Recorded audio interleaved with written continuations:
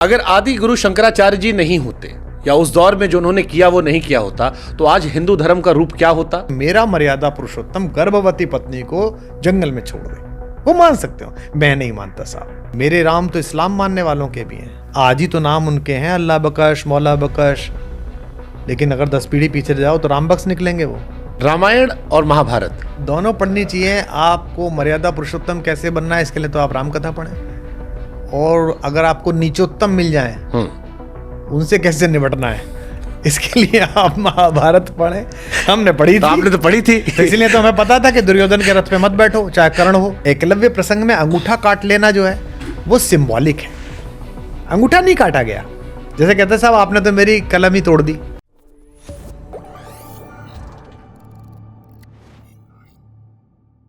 मैंने आपको जब पढ़ना शुरू किया, मैंने आदिगुरु शंकराचार्य जी को मुझे बड़ा लगाव उनसे, और मुझे लगता है कि अगर आज हमारा धर्म बचा हुआ है तो उसमें उनकी बहुत बड़ी भूमिका नहीं, बहुत बड़ी नहीं, महती भूमिका है। हाँ, उनकी भूमिका है, क्योंकि जिस तरह से उन्होंने शुरुआत की और जिस तरह से उस वक्त हिंदू धर्म से लोग भटक रहे थे, लॉजिक दिया उन्होंने, और वही बातें अब आपने शुरू की। तो मुझे वो जो क्रांति की मशाल थी वो सियासत में नहीं है लेकिन धर्म में दिखाई पड़ती है। मुझे दिखाई पड़ता है कुमार विश्वास ने अब कहना शुरू किया कि धर्म को अंधा मत मानो, ये रहा लॉजिक लेके चलोगे तो आगे बढ़ेगा।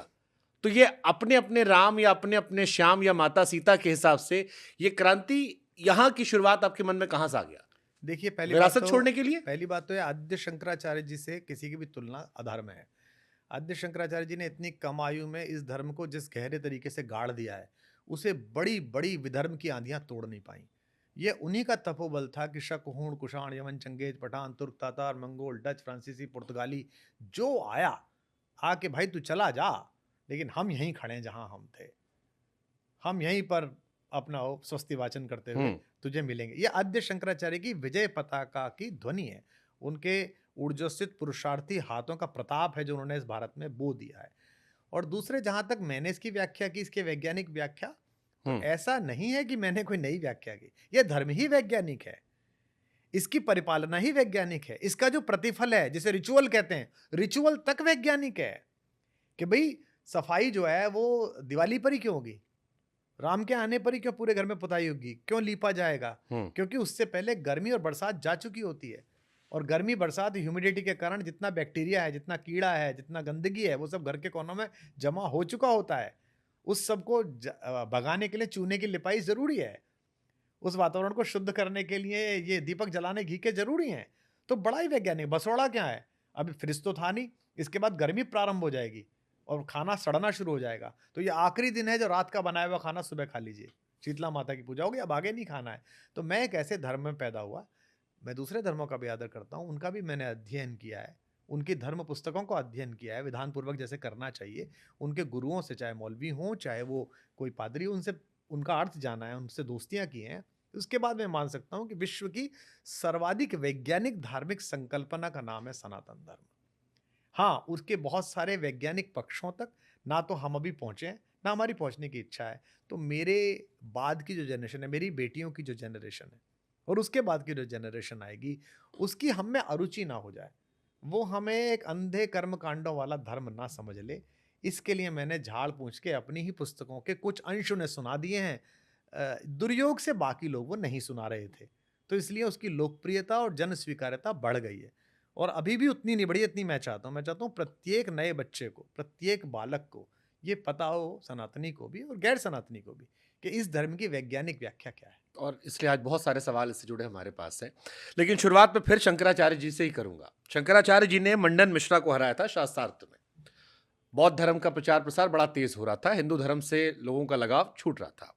मैं एक बार पुंडरीक जी से मिला, उन्होंने हिंदू धर्म की पूरी व्याख्या की थी। वो भी अद्भुत है, हाँ, बड़ी बहुत अद्भुत, ही प्यारे हैं। हालांकि वो ऑफ कैमरा रही, मुझे बड़ा अफसोस रहा। दोबारा जब मिलूंगा तो ऑन कैमरा उनसे व्याख्या फिर से करवाऊंगा। वे भी उसी वैज्ञानिक निकष के विद्यार्थी हैं, उनकी परंपरा तो बड़ी है ही, लेकिन उनके अंदर जो पाश्चात्य ज्ञान है वो भी है, निकष भी है और समर्पण भी है, इसीलिए उनके पास भाषा भी है, और सुदर्शन तो हैं ही वे।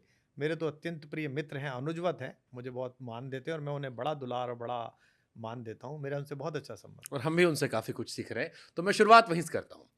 अगर आदि गुरु शंकराचार्य जी नहीं होते या उस दौर में जो उन्होंने किया वो नहीं किया होता, तो आज हिंदू धर्म का रूप क्या होता? और ज़रा उनके बारे में समझाइए, क्योंकि अब शंकराचार्य जी हम टाइप करते हैं गूगल पे, तो आता है मोदी जी के ऊपर बयान दे दिया, अयोध्या में गए, नहीं गए, बड़ी पॉलिटिकल खबरें आती हैं। धार्मिक खबरें या धर्म से जुड़ी जो आपको जानकारियाँ मिलनी चाहिए, जो हम उम्मीद करते हैं, वो अब नहीं सुनाई पड़ती है। इसलिए मेरे मन में कई बार तकलीफ़ भी होती है उस नाम को लेकर, क्योंकि उस नाम ने बहुत कुछ हमें दिया, जिसका हमें आज थैंक यू करना चाहिए। तो इस ज़रा बताइए आज हमारे इस दर्शकों को। मामले में आप और मैं एक ही नाव में हैं कि मैं उस नाम के प्रति कुछ नहीं सहता। जैसे अभी राम मंदिर का जब विग्रह में प्राण प्रतिष्ठा हुई, तो हमको भी बुलाया गया। ऐसे समय में एक शंकराचार्य जी ने कोई बयान दिया, तो मेरे से किसी ने कहा कि परम पूज्य शंकराचार्य जी ने ये कहा है। किसी एक मठ के शंकराचार्य जी ने कहा, आप इस पे टिप्पणी करिए। मैंने कहा, भाई मैं जिस परंपरा से आता हूँ, उसमें तो अपने पिता के सामने भी नहीं बोला जाता। ये तो पितामह हैं हमारी सनातन धर्म की पीठिका के। मैं तो उनके किसी बात पर, अच्छी हो बुरी हो, उन्होंने सही कहा हो गलत, मैं कोई टिप्पणी नहीं करूंगा। देखिए, आद्य शंकराचार्य दक्षिण से चले और उन्हें पता था कि ये विशाल भारतीय समूह, ये हिंदू समाज, सनातनी समाज, ये भौगोलिक बाधाओं के कारण भी एक दूसरे से पृथक होगा, हुँ। अपनी अपनी मान्यताओं के कारण भी पृथक होगा। तो जो मैं वैज्ञानिक बात कह रहा हूँ, उन्होंने इतनी वैज्ञानिक रीति नीति अपनाई कि आप देखिए कि केदारनाथ और बद्रीनाथ के जो पुजारी हैं, वो दक्षिण के हैं, और जो वहाँ पूजन होता है दक्षिण में, वो गंगोत्री के जल से अभिषेक होता है। उन्होंने इनको चारों को ऐसे बांधा कि ये चारों एक दूसरे के बिना जी ना पाए। अन्यथा भगवान बुद्ध के जाने के बाद हीनयान महायान हो गए। यहाँ भी हो जाते हैं सनातन धर्म के टुकड़े टुकड़े, एक सनातन इनका, एक सनातन इनका, एक सनातन इनका। लेकिन आज जो सनातन धर्म एक है, राम कृष्ण शिव सरस्वती लक्ष्मी, हुँ। जिनके जिनके देवत्व की परंपरा में है, उसके पीछे हिंदुओं का कोई रिचुअल, सनातनियों का कोई रिचुअल आद्य शंकराचार्य के कथन के बिना पूरा नहीं होता।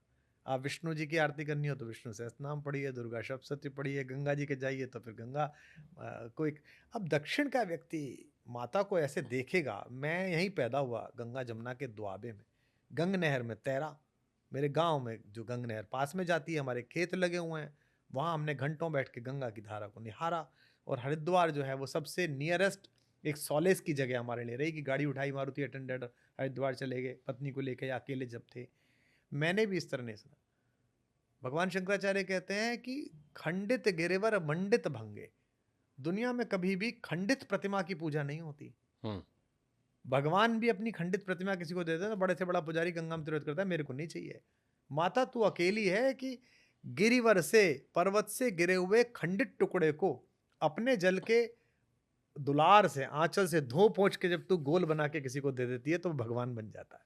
हाँ हाँ हाँ, कैसी अद्भुत व्याख्या देखिए आप। खंडित गिरिवर मंडित भंगे, उसको भी तो मंडित कर देती है, उसको मंडना दे देती है। यह गंगा के प्रति तभी आएगा जब किसी के अंदर हृदय में गंगा चलती हो, गंगा को आदर देता हो।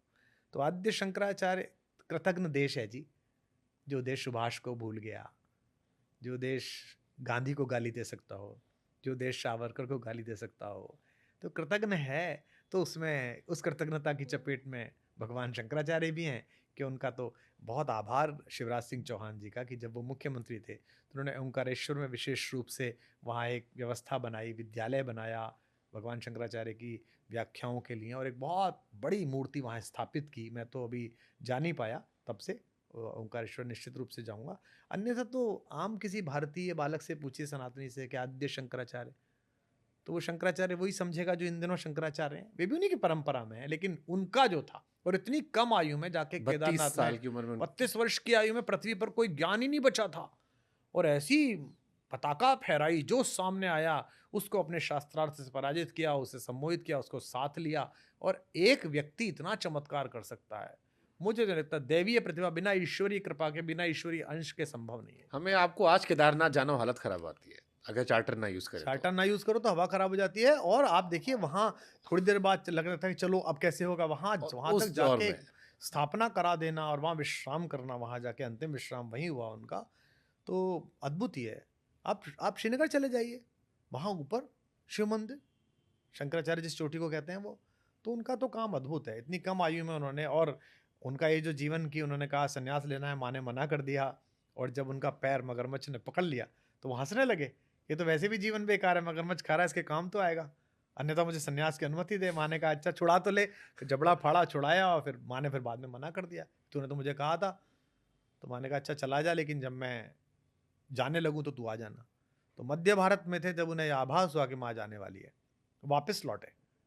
और सन्यासी अंदर नहीं जा सकता अपने घर के, सन्यासी का घर नहीं होता, सन्यासी तो अपना पिंडदान करके निकलता है, कहता है अब कोई है नहीं पृथ्वी पे, पूर्व जन्म कहते हैं उसे। सन्यासी बात करते हैं ना, आपके पूर्व जन्म का क्या नाम है, पूर्व जन्म कहाँ था आपका। तो द्वार पर ही बैठे रहे, और वहीं माता आ गई उनकी, और वहीं उन्होंने प्राण छोड़े। और उन्होंने द्वार के जो खिड़कियां पल्ले थे उनको रख के माता का संस्कार किया। इसलिए आज भी उनके गांव में जो संस्कार है वो दरवाजे उतार के किया जाता है। अगर किसी के द्वार पर नया दरवाजा लगा हुआ हो तो आप समझ लीजिए इनके यहाँ कोई अमंगल हुआ है। तो आद्य शंकराचार्य तो वो विभूति हैं जिस पर और काम होना चाहिए। मेरा बड़ा मन है कि उन पर एक मतलब बड़ा सीरियल बनाया जाए ओटीटी प्लेटफॉर्म के लिए, लिखा जाए, दिखाया जाए कि किस किस समस्या से वो जूझे और कैसे कैसे उन्होंने अपने शिष्य पैदा किए। उनका एक शिष्य है सनातन, जो शंकराचार्य पहले शंकराचार्य बने उनमें से एक, पद्मनाभ, आचार्य पद्मनाभ जिनका नाम था। वो इतने सिद्ध पुरुष थे कि वो नदी के पार गए हुए थे, और उन्हें वहां से ऐसा लगा चलती हुई भागीरथी में कि गुरुदेव ने मुझे पुकारा है। आद्य शंकराचार्य जी इधर थे और मैं गया हूं हर्षिल, क्या वेग के साथ चलती है भागीरथी। और उन्हें लगा कि गुरुदेव ने मुझे पुकारा है, और गुरुदेव ने पुकारा है तो मैं भागूं। तो वो भागे, पुल तक पहुंचूंगा देर लगेगी, तो वो गंगा के लहरों पर भागे, और गंगा की लहरों पर जहां जहां उनका पैर पड़ा वहां एक कमल का फूल बन गया, और उस पर चलते हुए वापस आ गए। तो इसलिए उनका नाम पद्मनाभ पड़ा, पैर जिसके कमल समा, सनातन उनका नाम था। मैं ऐसा समझता हूं कि जैसे पत्थर को जब हम फेंकते हैं तो पत्थर में तो भार होता है, अगर हम सीधा फेंकते तो बैठ जाएगा, लेकिन जब उसे हम यूं तेजी के साथ डालते हैं तो वो लहरों के टकराता टकराता आगे जाता है। मुझे लगता है क्षिप्रता इतनी रही होगी, आवेग इतना ज्यादा रहा होगा कि गुरु को समस्या है, गुरु पुकार रहे हैं, कि इसीलिए गंगा के ऊपर से कूद के चले गए होंगे। तो अद्भुत। छोटे छोटे भी जो उनके किस्से हैं जीवन के, इनको एक साथ इकट्ठा करके कुछ बनाया जाना बहुत चाहिए। कम जानकारी, मुझे लगता है काफ़ी लोग सुनना चाहेंगे। शंकराचार्य जी के बारे में उतनी अच्छी जानकारियाँ अभी भी सोशल मीडिया पर नहीं है। ईश्वर सुयोग बनाए, मैं कभी बनाऊंगा। एक सवाल मेरे मन में सर और आता है कि जब मैं इस्लाम धर्म को देखता हूँ या क्रिश्चियंस को देखता हूँ, एक आवाज़ आती है, सही गलत कैसे है क्या है, एक आवाज़ आती है और उसका पालन सारे अनुयायी करते हैं। अब कितना सही कितना अलग गलत वो धर्म के अनुयायी जाने, धर्म सबकी अपनी आस्था का है। हिंदू धर्म में समस्या जो मुझे लगती है वो ये है कि जितने मुंह उतनी बातें, हर आदमी का अपना लॉजिक। मैं अयोध्या जा रहा था, मैं भद्राचार्य जी से मिला, उन्होंने कहा प्राण प्रतिष्ठा सही है, किसी ने कहा गलत है। आधी कंफ्यूजन यही आती है। आपको लगता है कि ये भी एक समस्या है कि धर्म से लोगों का छिटकाव जुड़ाव जो है वो होता रहता है, खासतौर पर नई पीढ़ी बड़ी कंफ्यूज है कि किसको सुने। एक बाबा ये कहते हैं, दूसरे वाले बिल्कुल अलग कह देते हैं। ये समस्या नहीं है, ये तो अमृत तत्व है इस धर्म का। मुंडे मुंडे जायते मतरे भिन्ना, प्रत्येक मुंडी में अलग अलग, कूपे कूपे नवम जलम, नए हर कुएं में नया जल है। ये जो वैविध्य को समेट लेने की कला है सनातन धर्म की, इसी के कारण ये धर्म जीत गया, इसी के कारण ये धर्म बच गया। आप किसी, सब धर्मों का आदर है, सबके पास, सब में बड़ी सुंदर सुंदर बातें हैं, सब में बहुत अच्छा अच्छा है। क्रिश्चियनिटी में कुछ बहुत खूबसूरत है, इस्लाम में भी कुछ बेहद प्यारी बातें हैं, बौद्ध धर्म तो है ही क्या अद्भुत। और हम जिस धर्म में हैं भाई, हम चूंकि उसकी वैज्ञानिक व्याख्याओं जुड़े हुए, तो हम तो उस पर सम्मोहित हैं। हम तो चाहते हैं 1000 जन पैदा हों तो भी सनातनी ही पैदा हों, ये मैं मान के चलता हूँ। लेकिन इसमें जो वैविध्य है, जैसे पूरा धर्म कहता है त्याग करो, व्यक्ति से समष्टि की तरफ जाओ, अयम निज परोवेति गणन लघु चेतसाम, यह मेरा है, ये तेरा, ये सबसे पहले इस देश ने कहा। कब कहा इस देश ने? अभी भी मैं जब कभी यज्ञ पे बैठता हूँ, रुद्राभिषेक पे बैठता हूँ, सावन के पहले सोमवार बाबा विश्वनाथ के चरणों में था, मैं बैठता हूँ तो पुष्पम समर्पयामि, दीपम समर्पयामि, धूपम समर्पयामि, नैवेद्यम निवेदयामि। देखो आप, संस्कार विधि, आद्य शंकराचार्य, पुष्प तुम्हारा है प्रभु, मैं इसे क्या कर सकता हूं, तुम्हें ही दे रहा हूं, त्वदीयम वस्तु गोविंदम तुभ्यमेव समर्पय, मैंने थोड़ी बनाया फूल, आपने बनाया, चुन के लाया हूं, आपको दे रहा हूं। धूप आपकी है प्रभु, यह गंध आपकी है प्रभु, नैवेद्य मैंने कोशिश की है, आपकी चीनी, आपका दूध, आपकी चीजें लेके मिला के मैंने कुछ बनाया, तो this is sir, I am just giving to नैवेद्यम निवेद्यामि, ये निवेदन कर रहा हूं मैं आपसे। पूरा धर्म त्याग पर है। एक ऋषि ने कहा कि त्याग व्याग में कुछ नहीं रखा, मौज लो, उधार लो और घी पियो, और अगर उधार का घी पचा लिया तो फिर किसकी माँ ने दूध पिलाया जो वापस ले जाए। उसको भी लोगों ने कहा गर्दन मत उतारो, मारो मत इसको। वो भी महर्षि है, महर्षि चारवाक, जिसके वंशज पंजाब नेशनल बैंक लूट के चले गए लंदन, उन्हीं उन्हीं के तो अनुयायी होंगे वो। यावत जीवेत सुखम जीवेत ऋणम कृत्वा घृतम पीवेत। जब तक जियो आनंद से जियो, उदार लो और घी पियो, यही शरीर सत्य है, बाकी कुछ सत्य नहीं है। उसका भी सर तन से जुदा नहीं किया गया।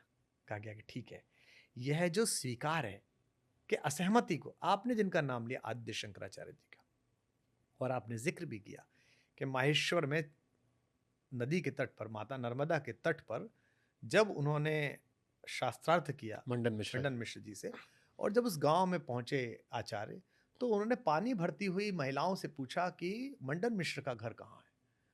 तो महिलाओं ने संस्कृत में उत्तर दिया कि जिसके दरवाजे पर तोता और मैना जगत और ब्रह्म के सत्य और मिथ्या होने पर शास्त्रार्थ करते मिले, वो मंडन मिश्र का घर है। इतने बड़े विद्वान थे मंडन मिश्र। उनकी पत्नी देवी भारती भारत की अद्वितीय विदुषियों में थी, जो उनकी ज्यूरी की हेड बनी। इन दोनों के बीच शास्त्रार्थ जब हुआ, उन्होंने ही ज्यूरी का काम किया। ये जो हमें सिखाने आए हैं ज्ञान गंभीर के भारत में स्त्री की स्थिति फलाती ढिमकाती, इन मूर्खों को बताओ कि 18वीं शताब्दी में इटली में लिंडा पोइट नाम की एक लड़की ने वकालत शुरू कर दी थी, जिन्हें जला के मार दिया था इन्होंने वकील बनने पे। हमारी माता तो 1800 साल पहले जज बन गई थी भाई भारती। ये जो हमें सिखाते हैं ज्ञान भार वाले। तो जब वहाँ उन्होंने शास्त्रार्थ मंडन मिश्र से प्रारंभ किया, मंडन मिश्र पराजित हुए और विनत हुए, उनके शिष्य बन गए, सुधाकर उनका नाम रखा गया। तो जब वो जाने लगे तो शिष्य ने पूछा, नए शिष्य ने गुरु से पूछा, आयु प्राप्त शिष्य ने युवा गुरु से पूछा। पहली बात तो देखिए, ये कोई समस्या नहीं है कि गुरु युवा है, 24 साल का है और मैं इतने साल का हूं। पूछा कि गुरुजी आप तो जा रहे हो, मेरे लिए क्या आज्ञा है। तो उन्होंने कहा कि प्रिय शिष्य, तुम मेरे ऊपर वार्तिक लिखो। अब आपके लिए नया शब्द होगा वार्तिक। महर्षि पाणिनि के अष्टाध्यायी में वार्तिक की व्याख्या है। वार्तिक क्या होता है? हमारे आचार्य लोग, मैं तो संस्कृत का विद्यार्थी नहीं, मेरी गति नहीं है ज़्यादा संस्कृत में, इसका दुख है मुझे, क्योंकि मैं केमिस्ट्री फिजिक्स मैथमेटिक्स पढ़ने में रह गया शुरुआती दौर में। वार्तिक का अर्थ है उक्तम, जो मैंने कहा है इसकी व्याख्या करो। ये तो कोई खराब बात नहीं है, हर कवि चाहता है कि उसका चेला उसके ऊपर पीएचडी कर ले। उक्तम। अनुक्तम, जो मुझसे छूट गया, जो मैंने नहीं कहा, इसकी व्याख्या करो कि गुरुजी ने ये तो कहा ही नहीं, यहीं तक बात कही, इससे आगे की तो कही नहीं। इसके लिए कलेजा चाहिए। और तीसरी बात तो केवल भारत का ऋषि कर सकता है, केवल मेरा शंकर कर सकता है। उक्तम, अनुक्तम, दुरुक्तम, जो मैंने गलत कह दिया इसकी व्याख्या कर बेटा, कि गुरुजी आपने गलत कह दिया। कौन करा लेगा? है किसी में इतनी इंटेलेक्चुअल एक्सेप्टेबिलिटी? ये जो इंटेलेक्चुअल एक्सेप्टेबिलिटी है क्रॉस की, कि तुम भी कहो, तुम भी कहो, तुम भी सही कह रहे हो, हाँ तुमसे बात हो सकती है, यही इस धर्म की उत्तरजीविता है। तो मेरे जो छोटे भाई बहन, जो बच्चे इस कार्यक्रम को देख रहे हैं और वो सोच रहे हो कि परम पूज्य शंकराचार्य आदरणीय श्री अभिमुक्तेश्वरानंद जी ने एक बात कही, परम पूज्य जगत गुरु तुलसी पीठाधीश्वर रामभद्राचार्य जी ने एक बात की, दोनों महाराज जी के प्रति सादर चरण स्पर्श करते हुए, मैं तो दोनों का परम प्रिय हूँ, दोनों के श्री चरणों में माथा रखने का सौभाग्य मैं पाता हूँ, और ये मैं जब भी मिलता है इस अवसर का लाभ उठाता हूँ। अगर अलग अलग बात कह रहे हैं ना, तो तुम अपनी बुद्धि के साथ, तटस्थ बुद्धि के साथ, आदर भाव के साथ इसकी व्याख्या करो, समकालीन परिस्थिति में इसका जांच परख करो, अध्ययन करो। ये कैसे कि हम इन गुरुजी के चेहरे तो इन गुरुजी के खिलाफ बोलेंगे, ये संभव नहीं है। तो यह जो इंटेलेक्चुअल एक्सेप्टेंस है अलग अलग बातों का, यही इस धर्म की संजीवनी शक्ति है। बशीर बद्र साहब का एक शेर है, मगरूर आंधी दरख्तों को पटक जाएगी। ये जो पूरी दुनिया में जो पटका जा रहा है दरख्त, जहां जा रहा है वहीं भसड़ फैला रहा है, वो मगरूर आंधी का दरख्त है। मगरूर आंधी दरख्तों को पटक जाएगी, वही शाख बचेगी जो लचक जाएगी। तो जिस विचार में फ्लेक्सिबिलिटी ना हो, धर्म कोई झील नहीं है, धर्म कोई जोहड़ नहीं है सड़े हुए पानी का, धर्म कोई समंदर भी नहीं है कि कभी कभी लहर आती है, चांद के हिसाब से आती है। धर्म तो आध्यात्म के शिखर से निकलती हुई गंगोत्री की धारा है। धर्म तो झरना है, जो अलग अलग गांव जंगल होता हुआ अंत में चेतना के महासागर में जाता है। तो जो इसे झील बनाने पे तुले हैं, वो बेसिकली आध्यात्म के विरोधी हैं। अब फिर मेरे मन में एक सवाल आता है। कुमार जी ने कहा कि सबको सुनो फिर तय करो, लेकिन कुमार जी ने एक बड़ा बोल्ड स्टेटमेंट भी दिया कि सीता जी के निर्वासन को लेकर वाल्मीकि जी की बातें जो कही जाती हैं वो गलत है, वो उन्होंने नहीं लिखी थी। उत्तरकांड में जो कहा गया वो बाद में जोड़ा गया, उसे पढ़ो तुम्हें डिफरेंस समझ में आएगा। कई लोग कहते हैं, क्योंकि मुझे कंठस्थ नहीं है, मैंने कईयों से पूछा इस विषय में, उन्होंने कहा कि नहीं, बालकांड में भी जिक्र कर दिया गया था उत्तरकांड का, कहाँ से कुमार विश्वास जी कह दे रहे हैं? ये तो एक नई थ्योरी दे दी गई। जो रामायण हमने देखी बचपन में, हमने लव कुश वाला कांड देखकर खूब आंसू बहाए। जब आया कि हम कथा सुनाते हैं रामचंद्र भगवान की, ये रामायण है, पुण्य कथा श्री राम की, उसमें बताया गया सीता माता जी के दुख कैसे थे। कई लोगों के मन में उस चीज़ को लेकर, राम जी को लेकर एक पीड़ा भी है। मेरी कई महिला मित्र हैं जो रह कर धार्मिक भी हैं बट शिकायत करती रहती हैं। तो ये जो एक नया कॉन्सेप्ट आपने दिया, इस पर अभी भी चर्चाएं चल रही है। मैं कहीं जाता हूं, कुमार विश्वास का नाम लेता हूं, तो खास तौर पर महिलाओं में इस विषय पर चर्चा बड़ी ज्यादा होती है। देखिए, मुझे ये विषय मैंने 6-7-8 साल पहले बोला, प्रामाणिक तौर पर बोला। मैंने उद्धरणों के साथ बोला और मैं इस पर लंबा बोलने के लिए तत्पर भी हूँ। कभी भी अवसर मिलेगा तो 2-3 दिन मैं इस पे उद्धरण के साथ बोलूँगा। ये मेरे हिसाब से सत्य है कि उत्तरकांड क्षेपक है।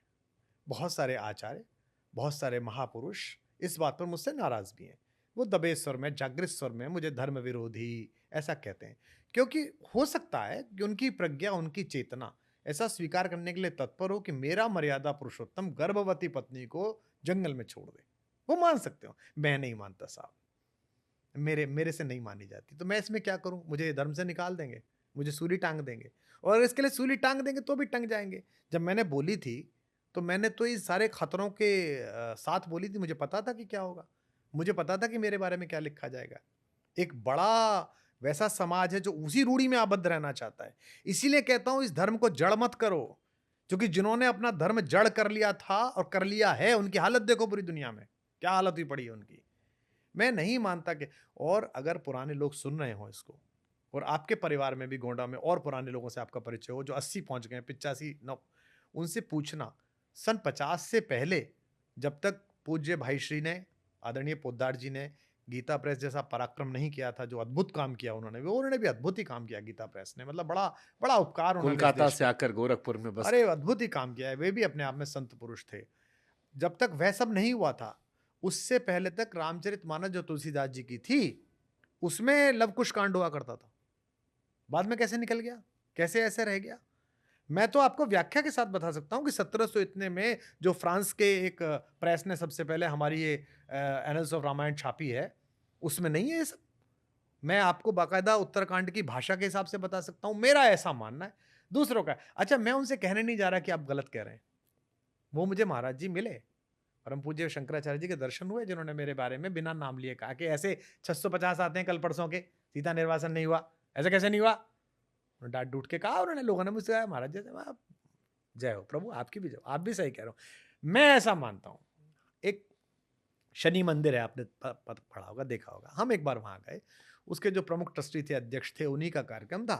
मेरे साथ हमारी एक कवित्री थी, कविता तिवारी, बड़ी प्यारी बिटिया है हमारी। वो भी गई। जब हम मंदिर तक पहुंचे तो उन्होंने कहा, आप मैडम यहीं रहिए, सर आप चलिए।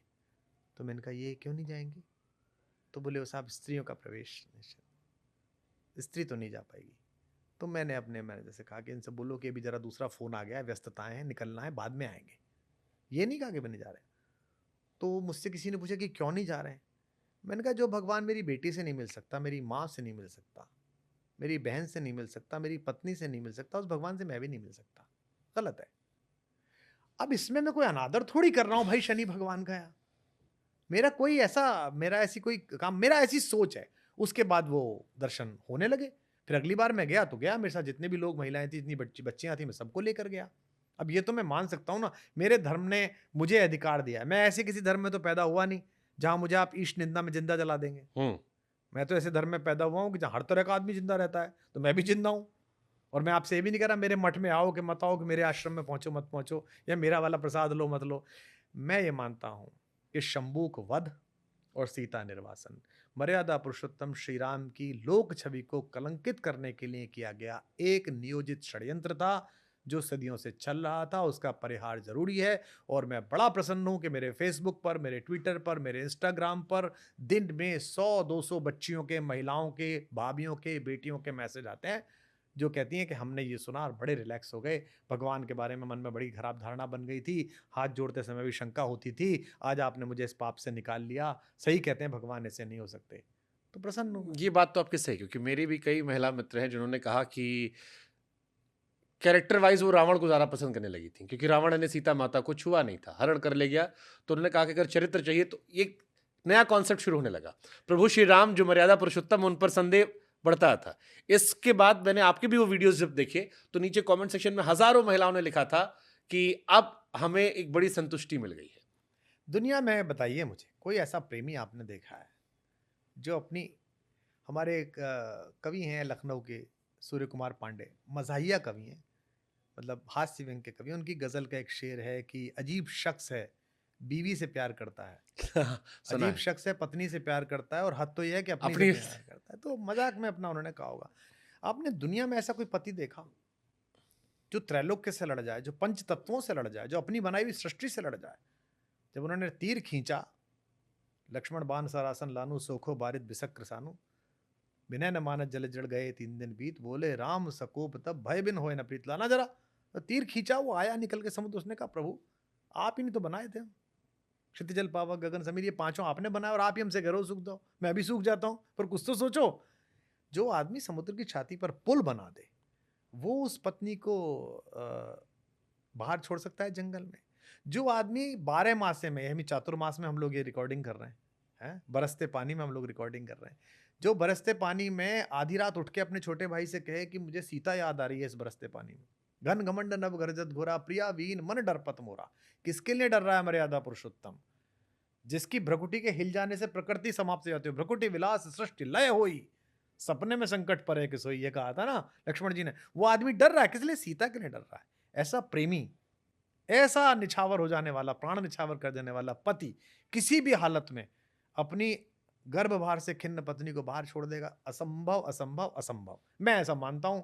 इसको जिसे मानना हो वो कुमार विश्वास के साथ आ जाए, जिसे ना मानना हो वो उन बाबा जी के साथ चले जाए जो कहते हैं नहीं नहीं भगवान ने तो ऐसे सिर काट दिया था शंभू का।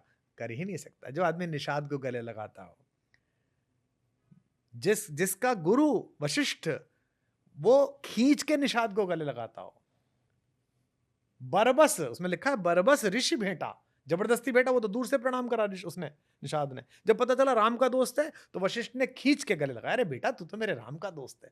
वशिष्ठ ने तो ना सोचा कि निषाद है ये, इनका रिजर्वेशन है कि नहीं, इनके कितने % वोट है, उत्तर प्रदेश की सरकार में कितना करेंगे संजय निषाद, कितना नहीं करेंगे, ऐसा तो नहीं सोचा उन्होंने। वो भी तो मार्गदर्शक मंडल के बड़े आदमी थे, वो भी तो संघ से आए हुए संगठन मंत्री थे। उन्होंने तो नहीं सोचा, उन्होंने गले से लगाया कि भाई है मेरा। ये जो ऐसा व्यक्ति जो केवट को अपना भाई बताता हो, जो हनुमान को कहते हो कि तुम वही प्रिय ही भरत सम भाई, तुम मुझे भरत के जैसे प्रिय हो, ऐसा व्यक्ति, समाज का इतना समावेशी व्यक्ति, जो शबरी को मां बोलता हो, झूठे बेर खाता हो, एक महिला के, बूढ़ी महिला के, वो एक व्यक्ति के तप करने पे गला काट देगा है। अरे क्या बेवकूफी, तुम लेके आए हो, तुमने राम को दलित विरोधी, स्त्री विरोधी बनाया, तुमने षड्यंत्र पूर्वक कृष्ण को, योगेश्वर कृष्ण को, जगत गुरु कृष्ण को, गीता जैसे ज्ञान देने वाले कृष्ण को, दुनिया के सबसे बड़े स्ट्रेटेजिस्ट कृष्ण को तुमने लंपट बनाया, रास रचा दिया, कपड़े लेके भाग गया, ये तुमने ये चलाया। तुमने जगत के कल्याण के लिए विष को अपने कंठ में धारण करने वाले देवाधिदेव को तुमने नशेड़ी बनाया। मनाली ट्रांस, दम मारो दम, बोले बोले भोले। तुमने योजना पूर्वक अपनी फिल्मों का इस्तेमाल करा, तुमने योजना पूर्वक अपने सब चिन्हों का इस्तेमाल करा कि किसी भी प्रकार से हिंदुओं के, सनातन धर्म के भगवानों की छवि लोक में खराब हो सके। हमसे जितना होगा हम अपने धर्मो रक्षति रक्षता, धर्म उसकी रक्षा करता है जो उसकी रक्षा करता है। मुझे लगता है मुझे उस सवाल का जवाब मिल गया कि अपने अपने राम की उत्पन्नता कहाँ से हुई, कहाँ से शुरुआत हुई। क्योंकि मेरे मन में कई ख्याल थे कि एक राम तो गांधी जी के थे, एक गोडसे जी के थे, एक अभी मनोज मुंतशिर के भी राम आए थे जिनको लेकर बड़ा बवाल हुआ था, बाद में माफी उन्होंने मांगी, पहले वो भी एक कल्पना कर रहे थे, और अब एक कुमार विश्वास जी के राम है। राम देखिए क्या है, वो अपने अपने राम का मतलब ही है कि सबके अपने अपने हैं। मेरे राम कैसे हैं, मैंने वो बोले, वो बोल रहा हूँ। वो सौभाग्य का विषय है कि वो करोड़ों करोड़ों लोगों को अच्छे लग रहे हैं, और मैं कोई ऐसी जैसे कहते हैं ना सुहाती बात नहीं बोल रहा हूँ, मैं कोई ऐसी अपीजमेंट की बात नहीं बोल रहा हूँ। मेरे राम तो इस्लाम मानने वालों के भी हैं। मैं तो शम्स मीनाई की नज़्म पढ़ रहा हूँ उसमें, क्योंकि जिन लोगों के राम के बारे में बोल रहा हूँ वो भी 10 पीढ़ी पहले राम वाले ही थे, वो भी राम ही को मानते थे। आज ही तो नाम उनके हैं अल्लाह बख्श, मौला बख्श, लेकिन अगर 10 पीढ़ी पीछे जाओ तो राम बख्श निकलेंगे वो कहीं ना कहीं से। जगह बदलने से पुरखे नहीं बदला करते, लकीर खींचने से रिश्ते नहीं बदला करते। राम इस विश्व की नैतिक आभा के परम पुरुष हैं। जैसे अयोध्या हम सबकी मूल जगह है, हम सब मानव हैं। मनु ने पहली बार सृष्टि का निर्माण वहीं बैठ के किया था, उन्हीं की राजधानी है, उन्हीं से हम निकले हैं। तो मुझसे कोई पूछता है मूलतः कहाँ के हो, तो मूलतः अयोध्या के हैं भैया। हमारा अयोध्या से मतलब नहीं है अभी, पिछले कई जन्मों से, लेकिन कभी तो हम निकले होंगे ना, हजारों जन्म पहले तो हम अयोध्या से ही निकले होंगे। रहते हैं नोएडा में है। हमारी पीढ़ी तो वहीं से निकली है, हम भी वहीं से आए, आप तो वहीं तो से हम हैं। तो सौभाग्यशाली है। फिर मेरे मन में एक सवाल आता है कि आपने रामायण में सबसे अच्छा किरदार आपको कौन सा लगा? मुझे एक किरदार है भरत जी का, जो कई बार बहुत ही मुझे ऐसा लगता है कि अंडररेटेड किरदार है।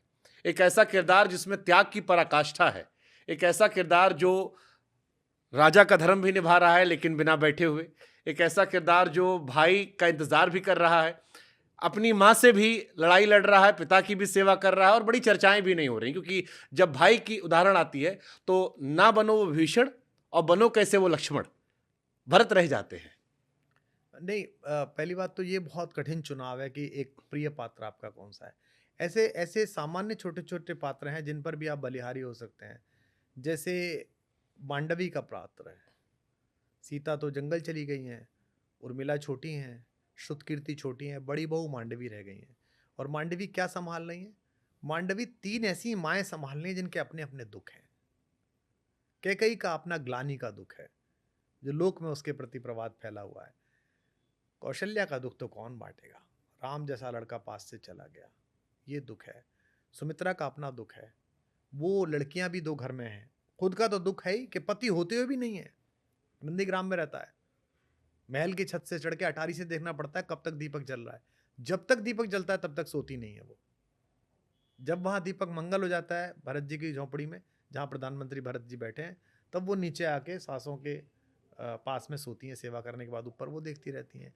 तो मांडवी पे ना बोला जाए क्या? उन पर भी एक दिन बोला जाए। तो मैं कोशिश करता हूँ, पहले मैं अभी छत्तीसगढ़ एक बार गया था तो शबरी पर बोला 2 दिन के लिए। जैसे मैंने कहा कि मेरा मन है कि मैं 6-7 दिन सीता जी पर बोलूँ, उर्मिला पर बोलूँ। तो वहाँ तो सभी, इसीलिए मैं कहता हूँ कि ये एक पुनि पुनि कितनेउ सुने सुनाए, हिय की प्यास बुझत न बुझाए, जो तुलसीदास जी सही बात कहते है। हैं कि इस कथा में अमृत तत्व है, इस कथा में नवनीत तत्व है, और ये शापों की संकट मोचनी कथा है। इसमें सबके शाप उन्मोचित हुए हैं। दशरथ को शाप है जो श्रवण कुमार के माँ बाप ने दिया है, भगवान को खुद को शाप है जो उन्हें नारद ने दिया है, रावण को खुद को शाप है जो पिछले जन्म में भगवती देवी ने कहा किया है कि तू किसी पर स्त्री को उसकी इच्छा के बिना छुएगा तो तेरे सर 100 टुकड़ों में कट जाएंगे। तो रावण का महिमा मंडित कोई कर रही हो तो समझ लेना कि वो लंपट ऐसा नहीं है, कोई छूना नहीं चाह रहा, वो शाप है पिछला जो उसको दिया गया है कि अगर तू किसी को छुएगा तो तेरा सिर 100 टुकड़ों में विभक्त हो जाएगा, इसलिए नहीं छू रहा है वो अपने आप से। तो सभी शापों से आबद्ध हैं वहाँ, और उन शापों की मुक्ति होती है एक कथा में, जिसका ना इतने सारे बड़े लोग अगर शापों से मुक्त हो गए तो हम जैसे सामान्य लोग भी उसको पढ़ सुन के थोड़े मुक्त हो सकते हैं। इसलिए मैं उस कथानक पर, उसकी वैज्ञानिकता पर बड़ा सम्मोहित हूँ अंदर। रामायण और महाभारत दोनों में किसमें ज्यादा सम्मोह, क्योंकि दोनों में अपनी अपनी कहानियां, अपने अपने सबक हैं, अपनी अपनी सीख है। दोनों पढ़नी चाहिए। आपको मर्यादा पुरुषोत्तम कैसे बनना है इसके लिए तो आप रामकथा पढ़ें, और अगर आपको नीचोत्तम मिल जाए उनसे कैसे निपटना है इसके लिए आप महाभारत पढ़ें। हमने पढ़ी तो थी, आपने तो पढ़ी थी। तो इसलिए तो हमें पता था कि दुर्योधन के रथ पे मत बैठो चाहे कर्ण हो, क्योंकि खुद तो मरेगा ही, अनीति के रास्ते पर है, आपको भी मरवाएगा। कर्ण जैसा महान योद्धा किस खराब गति पे मरा, मुझे कर्ण के प्रति बड़ा दुख होता है। मुझे दुख होता है गलत तरीके से मारा गया, मेरे मन में सवाल आता नहीं, है गलत तो नहीं मारा गया, कोई कि गलत नहीं निहत्थे मारा कर्ण को मार दिया गया। गया। निहत्था नहीं था, वो अधर्म के साथ था। अधर्म तो निहत्था हो तो भी मारा जाता है, वो इतना अधर्म के साथ था कि वो थप्पड़ों से मार दिया जाता। ये तो महिमा मंडन हो गया, रश्मि रथी पॉपुलर हो गई। कभी हमसे बैठ के इस पर लंबी चर्चा करिए, हम बताएंगे। नहीं, भगवान लेकिन ने लास्ट में जब उसे बोला है कि जिस दिन ये हुआ था उस दिन कहाँ तेरा धर्म सो रहा था, जब धर्म बताया तब भगवान ने उसको बड़ी सुनाई वहां खड़े होके कि अभिमन्यु के जब तू तलवार उतारा था पीछे से, तेरा धर्म कहाँ गया? जिस दिन एक रजस्वला महिला के कपड़े उतारे जा रहे थे और तेरा निर्लज्ज दोस्त बड़ा बगल में बैठ के जंगा ठोक रहा था कि यहाँ बैठ, उस दिन तेरा धर्म कहाँ मर गया था? जिस दिन भीम को खीर में विष पिलाया गया था उस दिन तेरा धर्म कहाँ मर गया था? तो ये धर्म धर्म पुकारने वाले ये सब क्या है ना, हम मतलब आप करें तो मतलब वो रासलीला। नहीं, लेकिन कर्ण के अनुयायी जो कर्ण को मानते हैं वो ये कहते हैं कि जब कर्ण को भी भरी सभा में बेइज्जत किया गया था तब भी तो भगवान नहीं आए थे, दुर्योधन नहीं आया था, तो वो एक उसके ऊपर एक रह गया कि ऋण रह गया। एक गरीब आदमी को आपने इतना दे कर्ण दिया। को जब अपमानित किया था वो कॉन्स्टिट्यूशनल पोजीशनिंग थी भाई, गलत थी सही थी। उनके कॉन्स्टिट्यूशन में विधान था कि केवल राजवंशियों में प्रतियोगिता होनी है। अब ओलंपिक चल रहा है और एक पहलवान बाहर खड़ा कह रहा है जो जो अभी जीता ना गोल्ड मेडल, इसे पटक के अभी मार सकता हूं मैं, हो सकता है मार भी दे वो। ओलंपिक ये थोड़ी कहेगा आओ भी बुला लो, इसे करवा लो अभी। भाई ओलंपिक है, व्यवस्था है। तू पहले स्टेट खेल, फिर नेशनल खेल, फिर प्री ओलंपिक क्वालिफाई कर, फिर फिर लीग खेल, फिर क्वार्टर फाइनल खेल, फिर सेमीफाइनल खेल, फिर फाइनल में आ जा। अब ओलंपिक में एक आदमी ने भाला फेंका 90 फीट 90 मीटर तक, और हमारे गांव में एक बैठा कह रहा है भी क्या फेंका इसने, मैं सोना फेंक दूं बाबूजी, नाम बदल देना मेरा। और फेंक भी सकता है वो, पर भैया तू ओलंपिक में गया नहीं है। अब वो बैठ के साहब पूरे ओलंपिक ने मेरे खिलाफ षड्यंत्र करा था, मैं 100 फेंक रहा था, मुझसे न फेंकने दिया। भाई व्यवस्था ऐसी थी। उस व्यवस्था को इक्वलाइज करने के लिए दुर्योधन ने एक युति निकाली। दुर्योधन ने भी उसको इसलिए नहीं किया कि दुर्योधन एक अपमानित प्रतिभा को सम्मान देना चाहता था, ये नहीं था। दुर्योधन चाहता था कि मेरे घर में जो मुझसे श्रेष्ठ प्रतिभा है अर्जुन की, वो किस तरह से अपमानित हो तो इसके माध्यम से हो जाएगी।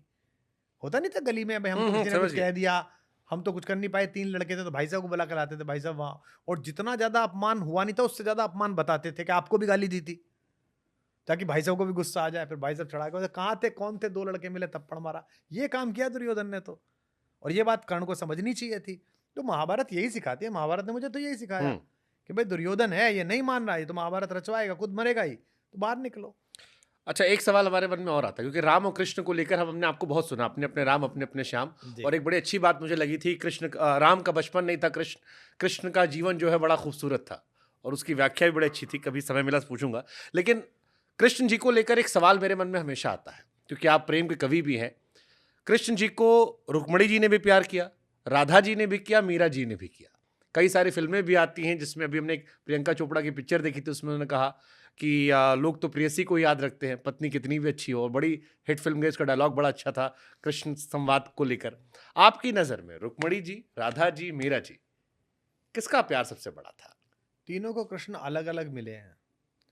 देखिए, एक गीत गाने वाला कृष्ण है जो राधा को मिला है, एक गीता गाने वाला कृष्ण है जो माता रुक्मणी को मिला है, और एक प्रीत जगाने वाला कृष्ण है वो माता मीरा को मिला है।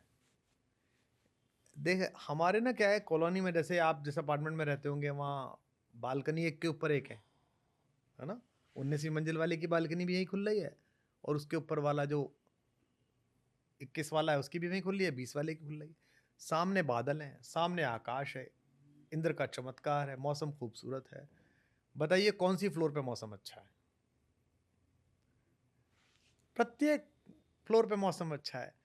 तो वो ईश्वरी किस बात का, वो योगेश्वर ही किस बात का, वो 64 कलाओं का स्वामी ही किस बात का, जो एक में बंध जाए, जिसको एक प्रेम करे। तो कृष्ण इसीलिए पूर्ण पुरुष हैं, कृष्ण इसलिए पूर्ण अवतार है, कृष्ण इसलिए परब्रह्म है कि उनसे आप हर तरह से प्रेम कर सकते हो। आपको आश्चर्य होगा, चोरों के आराध्य हैं वो। आधे चोरों पे ये व्याख्या है कि कृष्ण तो खुद ऐसी करते थे, आनंद लेते हैं लोग बात।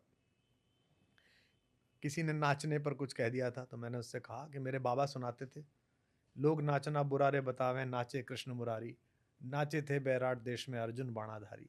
नृत्य में पारंगत है, वाद्य में पारंगत है, पशुपालन में पारंगत हैं, 64 कलाओं में पारंगत हैं। इसलिए तीनों को अपना अपना कृष्ण मिला है, और तीनों एक दूसरे से ईर्ष्या नहीं करती। इसीलिए महारानी और दीवानी दोनों एक दूसरे से ईर्ष्या नहीं करती, और रानी भी ईर्ष्या नहीं करती मेवाड़ वाली। तीनों हमारी माँ है, मैं तो तीनों को माँ कहता हूँ। मीरा को मैंने कभी मीरा नहीं कहा, माँ मीरा कहा सदा। और राधा तो हमारी माँ है ही। बीच में एक विवाद हो गया था, हुई थी नहीं हुई थी, बड़ा नाटक। हमसे किसी ने पूछ लिया कि भाई राधा हुई थी कि नहीं हुई थी। मैंने उनसे कहा भाई हमारे दादाजी ये कहते थे कि मेरी दादी जो है वो लठ बहुत जबरदस्त चलावे, और इतना तेज लठ चलाती थी कि नीचे से कबूतर ना निकल पावे खाट से दोनों तरफ, और बड़ी लड़ाका थी, और बड़ी अद्भुत खिलाड़ी थी। भाई मैंने तो अपनी दादा की दादी नहीं देखी, मेरे पिताजी ने भी नहीं देखी थी। मेरी एक बुआ बड़ी वैसी थी कि पीटिया है 4 को और लड़िया है। तो मेरे पिताजी कहते थे कि हमारे बाप के दादी पे गई है। फिर मेरी बहन बैडमिंटन बहुत अच्छा खेलती थी और बिल्कुल रैली लगा देती थी, गिर गिर जाती थी। तो मेरे भाई ये कहते थे कि ये दादाजी की दादी पे गई है। अब मेरी छोटी बेटी है, उसका बड़ा क्रूड ह्यूमर है, हाँ स्लैपस्टिक, ऐसा वन लाइनर मारती है कि भाई साहब शाहरुख खान ने चित्त आदमी बैठ के लंदन वाली, हाँ वहाँ पढ़ती है किंग्स में, वो डाइनिंग टेबल पे एक लाइन बोलेगी, सब यूं देखेंगे अरे क्या बोल दिया इसने। तो मैं कहता हूँ कि मैंने कहा हमारा दादा जैसे बताता था। अब क्या है, मैंने अपने दादा की दादी नहीं देखी, पर उस अदृश्य महिला के बारे में एक व्यक्ति द्वारा बनाया गया किस्सा हमारे परिवार में मान्य है कि वो ऐसी थी। मतलब हमारे दादा की दादी तो मान्य हो गई, और करोड़ों करोड़ लोग सैकड़ों वर्षों से हमारी जिस माँ के अनुराग में बंधे हुए गीत गा रहे हैं, रो रहे हैं, आराध्य मान रहे हैं, वो हुई नहीं। तो मैं पागलों में ढूंढने जाऊंगा, हुई नहीं हुई। जब मेरे को इतना आनंद दे रही है राधा, जब मेरे को इस स्नेह से, प्रेम से भर रही है, जब मुझे मुक्ति से भर रही है मेरी माँ। भाई पद्मावती पे क्या हुआ था? जब पद्मावत के समर्थन में हमने बोला कि भाई ये फिल्म ऐसे नहीं बननी चाहिए, हम समर्थन में लोगों ने हमसे कहा कि आप तो बड़े अजीब आदमी हैं, आप करणी सेना के साथ हो गए, आप इनके साथ हो गए। तो हमारे एक मित्र उस समय राजनीति में प्रासंगिक थे, आप ही के कबीले के, वो एक दिन घर आए तो मुझसे बोले, यार कुमार भाई आपसे ये आशा नहीं थी, आप तो कवि हैं, आप भी ये बिल्कुल फेनेटिक बातें कर रहे हैं, अब कोई आपसे पूछ के कविता लिखेगा, अगर कोई कविता लिखना चाह रहा हो, वो फिल्म बना रहा है। मैंने कहा बिल्कुल नहीं लिखेगा मुझसे पूछ के, पर मेरी माँ पे लिखेगा तो पूछ के लिखेगा, और उल्टी सीधी लिखी तो वो हाल करूंगा कि अपनी माँ को याद रखेगा। भाई पद्मावती हमारी लोक माँ है, उनके बलिदान के लिए हम लोग रोते हैं, हमारा पूरा अंचल, हमारा पूरा समाज। आप ऐसे ही कैसे फिल्म बना देंगे? मेरे अच्छे मित्र है संजय भाई, संजय लीला बंसाली मेरे अच्छे मित्र हैं, मैं उनकी कला का आदर करता हूँ, वो भी मेरी कला का आदर करते हैं। और आप मेरी माँ पे तो बना रहे हैं भाई साहब, वो जो दूसरे वाले हैं जो सहते ही नहीं है, उन पे क्यों नहीं बनाते आप? एक बार उन पे बना लीजिए। शायद जवाब वही होगा जो आप कहते हैं अक्सर, कि अपने वाले बोल देते हैं, कम से कम जुदा नहीं होता। हाँ तो वही तो, फिर इतना याद रखिएगा, आप कुछ भी बनाइए।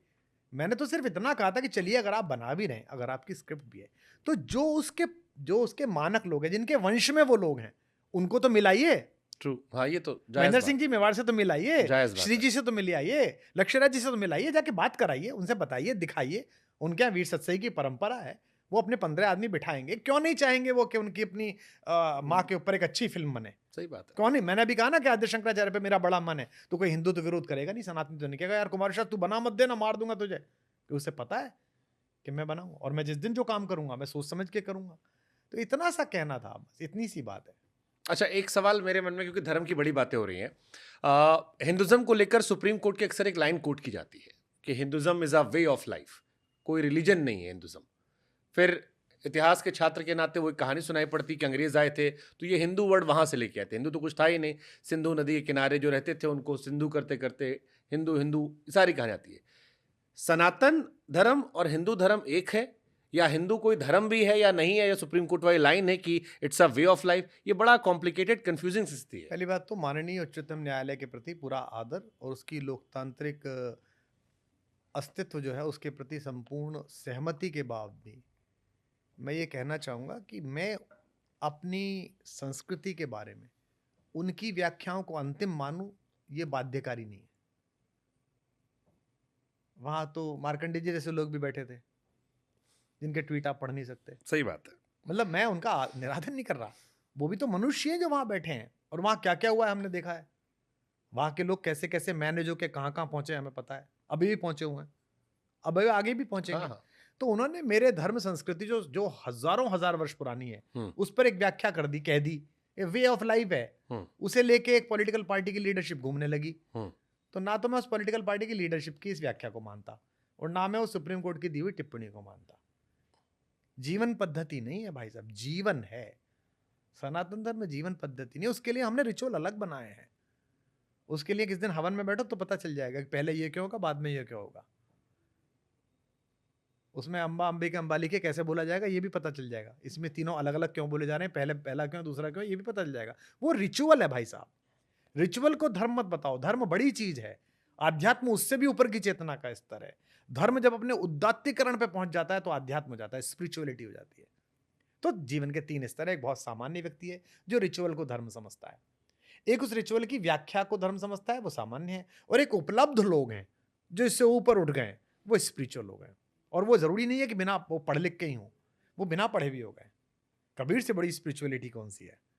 वो तो बिना पढ़े, तू कहता कागज की लेकी, मैं कहता आंखें की देखी। उसने तो अनुभव किया है पल पल स्पंदन आध्यात्म को। और कई बार तो किताब आध्यात्म को जैसे गेट लगा हुआ ना बुद्धि का, उसके पीछे किताबें लोग लगाए थे ताकि आध्यात्म घुस ना पाए, धर्म ही रह जाए।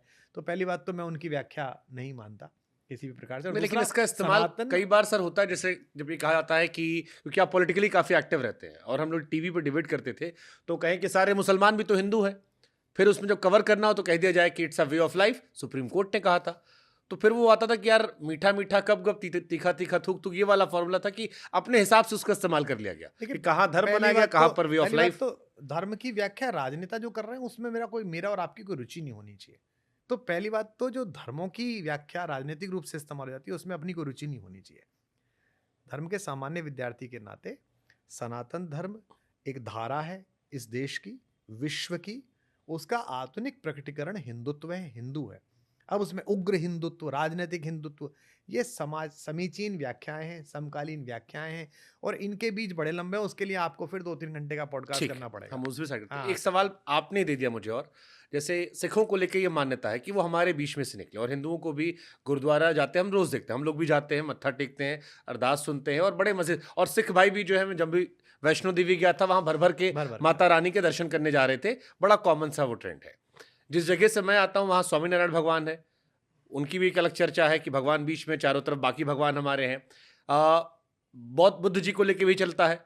तो ये सारे हिंदू धर्म से निकले हुए भगवान हैं, या अलग अलग थे, या कोई व्यक्ति महान बना तो उसके लोगों ने उन्हें भगवान बना दिया, या इनका मूल जड़ जो है वो सनातन हिंदुत्व ही है?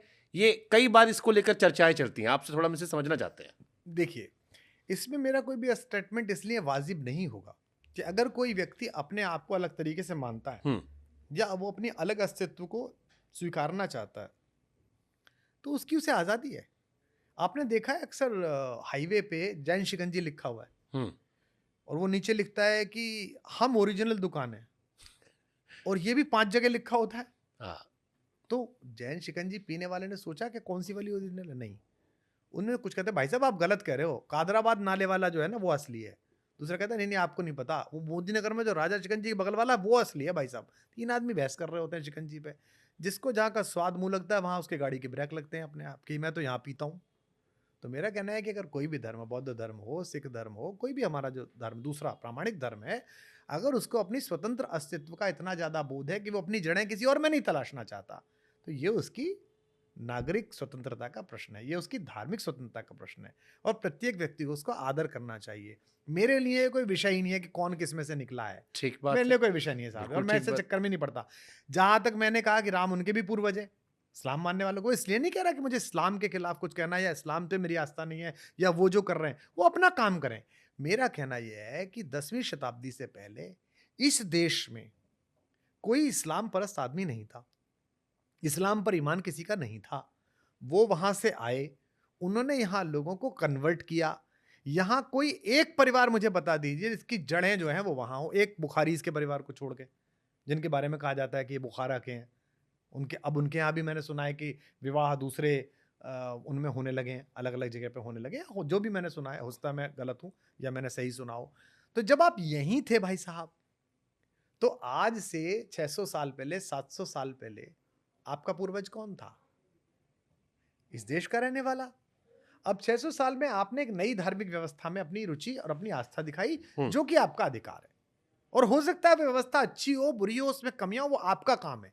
उसके लिए आपके मदरसे हैं, हदीस हैं, मौलाना हैं, वो सब अलग हैं, उनके प्रति भी बहुत आदर है। वो अच्छा काम कर रहे हैं और अच्छा काम करें। ठीक, जायज बात आपकी है। लेकिन अब ये कहना कि सब नहीं, हम तो, अब जैसे मेरे को पाकिस्तान के मेरे दोस्त मिलते हैं, तो मेरे 2 दोस्त बच्चे जैसे, मैंने उनसे कहा बेटा अपने लोगों को समझाओ कि वो मिसाइल बना रहे हैं, अच्छी बात है, चलो भारत से बचने के लिए, भारत उनसे बचने के लिए मिसाइल बना रहा है, नाम क्या रख रहे हैं? गजनी। तुम्हारे पैदा हुआ था गजनी? अबे तुम्हारी सीमाओं के पल्ली पार से आया था, और जब आया था तो मेरे परदादा के परदादा के परदादा के परदादा को भी मारा था और तेरे को भी मारा था। तेरे गांव की भी औरतें उठाई थी और मेरे गांव की भी औरतें उठाई थी। तेरे खेत में भी आग लगाई थी और मेरे बुलंदशहर में भी आग लगाई थी। तो वो तो तेरा मेरा साझा दुश्मन था। तू इतना दुश्मनी में अंधा हो गया है मुझसे निकल के 75 साल पहले कि तू हम दोनों के सम्मिलित कातिल का नाम रख रहा है हथियार का। गजनी, गजनवी, ये कौन है? गौरी, उनकी मिसाइल है गौरी। कौन था गौरी भाई साहब? आया कहां से था गौरी? जहां तुम्हारी सीमा खत्म होती है ना अफगानिस्तान का, तो वो उधर से आया था दौड़ के और तुमको पीटता हुआ चला गया था। अब तुमने इतने अंधे हो गए हो इस विरोध में कि अब तुम ये करोगे, तो मेरा ज्यादा इसमें कुछ रुचि है नहीं। ठीक बात। इस खेल में आप क्योंकि दुनिया भर में ट्रैवल करते हैं, आप अलग अलग देशों में जाते हैं, वहाँ पर कथा करते हैं, कविताएं करते हैं, लोगों से मुलाकात करते हैं। एक सवाल मेरे मन में हमेशा आता है कि दुनिया के जो बड़े धर्म हैं, वो क्रिश्चियनिटी, इस्लाम, हिंदुज़म और फिर बौद्ध के बारे में चर्चा होती है। अब बौद्ध मूल रूप से भारत और नेपाल की साझा विरासत है, यहाँ से शुरुआत होती है। लेकिन भारत में हम सिर्फ राजनीतिक बौद्ध देखते हैं, जो दिन रात मेरे सरनेम को लेके मुझे गालियां देते रहते हैं कि तुम शुभांकर मिश्रा हो, तो तुम ऐसे ऐसे ऐसे ऐसे होगे। भारत में बौद्ध धर्म क्यों खत्म हो गया? कि एक जमाने में सुनते हैं कि बड़ा विस्तार हो गया था, और मूल विरासत भारत और नेपाल की है, हिंदुस्तान में नहीं है, चाइना में फैला हुआ है, जापान में है, दुनिया के कई और देशों में है। यहाँ क्यों गायब हो गया? आप तो, आपने दुनिया देखी है, शायद आप बेहतर समझा सकते हैं। आप साइंस के विद्यार्थी रहे, हम्म आपने 11th में एक शब्द पढ़ा होगा, रेफरेंस फ्रेम, रश्मि गैलिडे की किताब में आता था। हम्म तो हमने समझा रेफरेंस फ्रेम क्या है, गुरुजी ने हमें समझाया। रेफरेंस फ्रेम मतलब आप जहाँ हो, उस काल, उस स्थान, है ना, और उस वातावरण के हिसाब से उस चीज़ की व्याख्या करें। जैसे भारत का इस्लाम सऊदी अरब के इस्लाम से अलग है, लोग अलग है, एक जैसा नहीं है, बिल्कुल अलग है। हमारा एक दोस्त है, वो मुसलमान है, उसकी माँ इस्लामिक टीचिंग्स की प्रीचर है, जो भी उर्दू में उसे कहते हैं। वो एक दिन उसके घर पे आई थी, वो अलग फ्लैट में रहता था, रात को पार्टी हुई होगी शनिवार को, बियर वियर की बोतल पड़ी थी, गंदा वंदा उसका बदबू मार रहा था फ्लैट। तो उसकी माँ उपदेश दे के आई थी मस्जिद से, जहाँ से जाते हो। उन्होंने कहा कि नालायक है तू, ऐसे रहता है, गंदे तरीके से रहता है, तू पिछले जन्म में कुत्ता रहा होगा। तो उसने मजाक में कहा हल्की उम्र में कि अम्मी पिछले जन्म में कहाँ कुत्ता, पिछला जन्म तो हमारा होता ही नहीं है, अब तो सुबह ही तो उपदेश दे के आई हो, मुझे पिछला जन्म बता रही हो। फिर बोली मुझे पता नहीं, पर तू रहा होगा। इसका मतलब क्या है, अम्मी बेसिकली हिंदुस्तानी है, इस्लाम मानने वाली हिंदुस्तानी है। तो हिंदुस्तान का बौद्ध धर्म अलग है और विश्व का बौद्ध धर्म अलग है। हिंदुस्तान का बौद्ध धर्म हमारे संविधान निर्माता बाबा साहब अंबेडकर की व्याख्याओं के बाद बहुत परिवर्तित हुआ। और जो आप कह रहे हैं मुझे गाली दी जा रही है, इसे ध्यान से देखिए शुभंकर, दलित का जो कष्ट है, दलित का और स्त्री का जो कष्ट है, वो शुभंकर मिश्रा होकर नहीं समझा जा सकता, सहमत हूं मैं। विश्वास कुमार शर्मा होकर नहीं समझा जा सकता। हमें पता ही नहीं है, स्त्री का कष्ट आपको पता ही नहीं है। जो आपके साथ काम करने वाली बच्चियां हैं, इनसे कभी खुले मन से पूछिएगा, इन्होंने बचपन से जो निगाहें सही हैं, बचपन से जो चीजें सही हैं, इन्होंने जो स्पर्श सहे हैं, इन्हें जो लिजलिजे प्रस्ताव इन्होंने देखे हैं, उसने इनकी प्रतिक्रियाओं को गढ़ा है।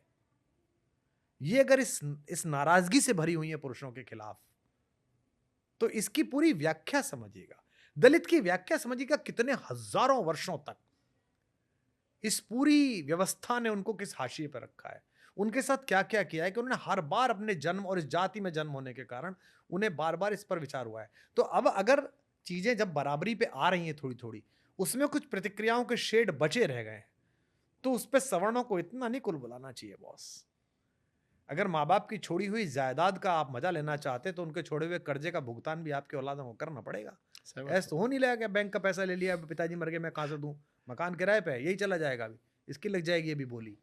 तो इसलिए उस कष्ट को, हाँ उसमें प्रतिक्रिया भी होती है बहुत ज्यादा, जैसे मेरे साथ भी 2-4 बार होती है। तो मैंने 2-4 लोगों से कहा कि भाई मैं ब्राह्मण पैदा हुआ, इसमें मेरा कोई अधिकार ही नहीं था, इस व्यवस्था में मेरी कुछ चली नहीं, मेरे पिताजी ब्राह्मण थे, माता ब्राह्मण थी, मैं ब्राह्मण पैदा हो गए, इसमें मैं क्या करूं, आप दलित पैदा हुए, इसमें आपका भी कोई दोष नहीं था। तो इसके लिए क्या करना चाहिए, शासन को व्यवस्था करनी चाहिए, शासन ने व्यवस्था करी है कि उनको हो ना, उनके प्रति कोई खराब बात ना बोले, उनके विषय में जातिगत टिप्पणी ना करी जाए, उन्हें पीछा ना समझा जाए, और अगर वो पीछे हैं तो उनको बाकी समाज की अन्य परंपराओं के साथ खड़े होने के लिए, जो भी परिवार में हल्के से पीछे पड़ गए बच्चे को दिया जाता है, जिसको हरारत हो, बुखार हो, उसको दूध अलग पिलाया जाता है, उसके लिए अलग जो है वो मुनक्के डाले जाते हैं ताकि इसका पेट साफ हो, उसके लिए सेब लाए जाते हैं, नाशपाती लाई जाती है, वो किया जाना चाहिए और वो किया जा रहा है।